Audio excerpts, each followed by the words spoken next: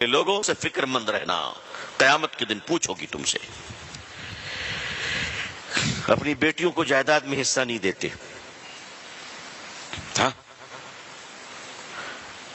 7 حج کر چکے ہیں، 15 عمرہ کر چکے ہیں، بیٹی کو حصہ نہیں دیتے۔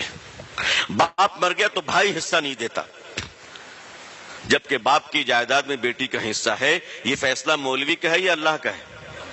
بولو بھائی، اللہ کا ہے۔ یہ شریعت مولوی کی ہے، رسول اللہ کی ہے صلی اللہ علیہ وسلم۔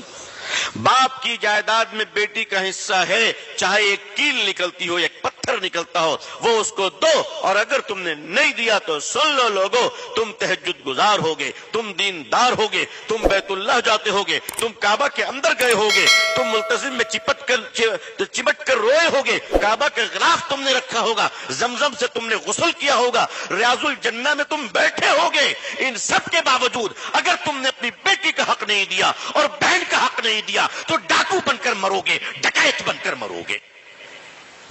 تمہارا شمار ڈکیت میں ہوگا، ڈاکوؤں میں ہوگا، خاندان میں نسلوں میں آگ لگ جائے گی، اس مال میں کبھی برکت نہیں ہوگی۔ اس لیے عزیزان ملت، یہ مہم چلائیے کہ ہم اپنی بیٹیوں کا حصہ دیں گے جائیداد میں انشاءاللہ۔ ہماری بیٹیاں کیوں بھاگیں گی کہیں اگر ہم انصاف کریں؟ اللہ ہماری بیٹیوں کے ایمان کی حفاظت فرمائے، اللہ ہم سب کے اور آپ سب کی بیٹیوں کی حفاظت فرمائے۔ دیکھیے آگ کیسے کیسے لگی ہے۔ آج ایک موبائل فون میں ہمارے بچے آج اتنے کمزور ہیں، آج ان کی تربیت اتنی کمزور ہم نے کی ہے کہ کوئی بھی آدمی ایرا غیرہ، نتھو خیرہ، آوارہ، لچا لفنگا ایک موبائل دے کر مسلمان کی بیٹی کو خرید سکتا ہے۔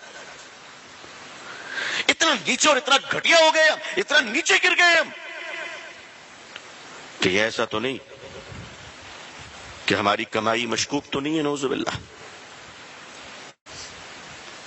غور کرنے والی بات ہے۔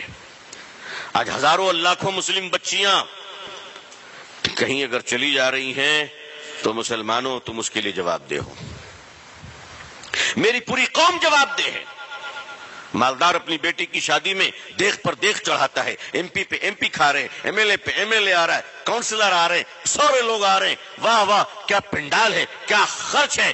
2 دیکھ کھانے جو ہے وہ ضائع بھی ہو گئے، برباد بھی ہو گئے، کھانا پھینکا جا رہا ہے، کھایا جا رہا ہے، گرایا جا رہا ہے، اور وہ پیسوں کی بہتات ہے، اور وہ پیسوں کی فراوانی ہے، اور وہ دکھاوا اپنے مالداری کا، اور بارات آ رہی ہے، اور پٹاخے اور آتش بازیاں ہو رہی ہیں، اور بڑے بڑے قیمتی ہال اور ہوٹل لیے گئے ہیں، اور وہیں پر اگر کوئی مسلمان بچی اپنی غربت کی وجہ کر شادی نہیں ہو پا رہی ہے اور اس کا غریب بوڑھا باپ مسجدوں میں کھڑا ہو کر کہتا ہے کہ میرے بھائیوں میری بیٹی کی شادی ہے، مدد کرنے کے لیے مجھے کچھ بھیک میں دے دو تاکہ میں اپنی بیٹی کی شادی کر لوں۔ جس قوم اور سماج میں ایک مسلمان اپنی بیٹی کی شادی کرنے کے لیے مسجدوں میں بھیک مانگتا ہو، اس قوم کے مالداروں کو ڈوب مرنا چاہیے، ڈوب مرنا چاہیے، غیرت آنی چاہیے، شرم آنی چاہیے۔